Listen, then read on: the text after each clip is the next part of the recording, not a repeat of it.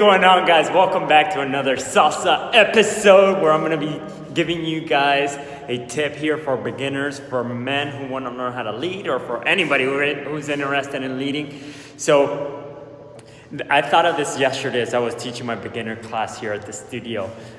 And so yesterday at the level 2 class, which is my advanced beginners class, I usually let everybody come into whatever class they want to come in.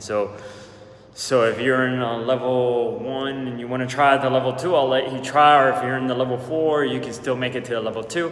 What I do is I just stick to the level of the class. So if you're in an advanced beginner class, I'm going to teach you guys advanced beginners. Okay? So that said, yesterday, there were a couple of people in the class who kind of had jumped into the level 2 class, and I had a couple of level 3 and people who tried the level 4 class coming into level 2. So it was a little bit on the few beginners and a few more intermediate dancers. So I'm trying to please everybody in the class, giving them something they could take, and I'm trying to make the class fun for everybody. So my goal as an instructor is to give everybody something they could take and apply and get better.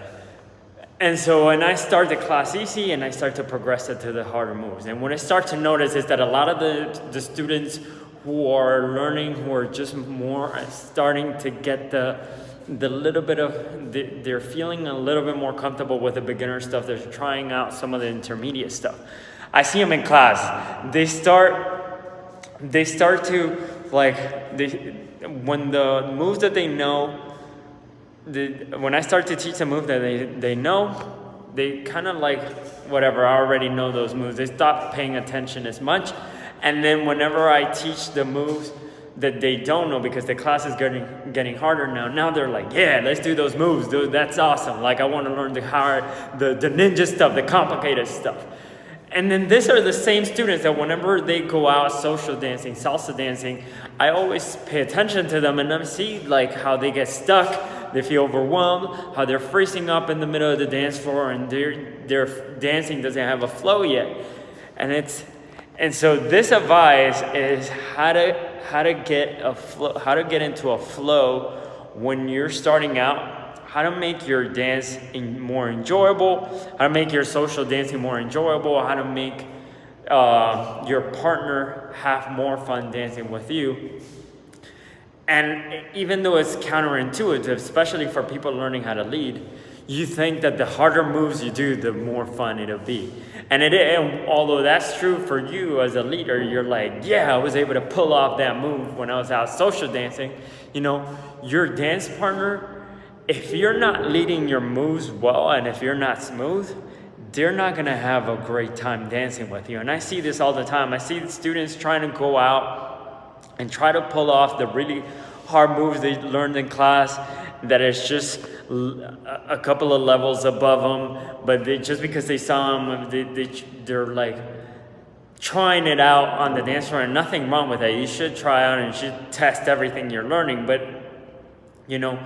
if you see that things are not working, maybe just like focus on the stuff that, and this is the advice I want to give you, is if you have moves that you're feeling 80% with them, but you're like, oh, I already got those, so let's move on to the harder things. Like, you should focus on things until they're not 80% completed, until they're like 120% completed. You should be so comfortable with your moves that you shouldn't even have to, like, you could talk while you're dancing, you could do your taxes while you're dancing, you could sing, you should be really, really comfortable. It's not, you don't practice to the point where you're not making mistakes anymore.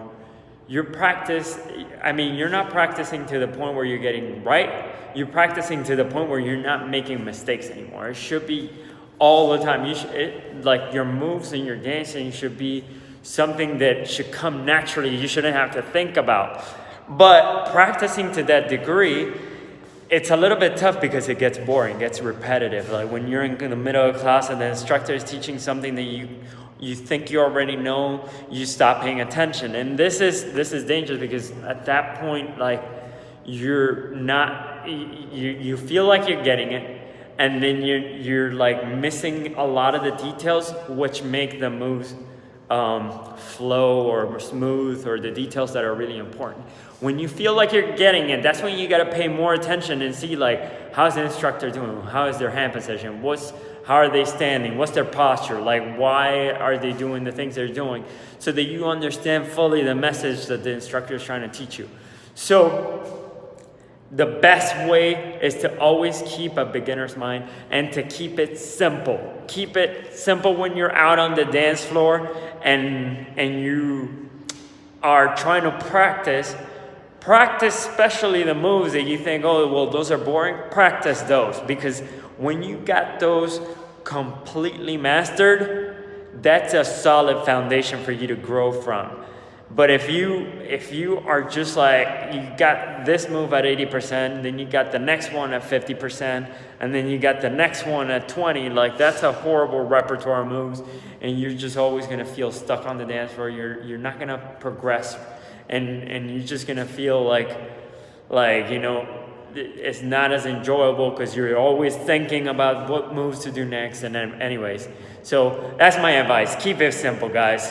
Okay, so if you enjoyed this video, if you know anybody who needs to hear this advice, send them over this way. Leave this video a thumbs up, share with your friends, subscribe here for more salsa tips, and see you guys soon.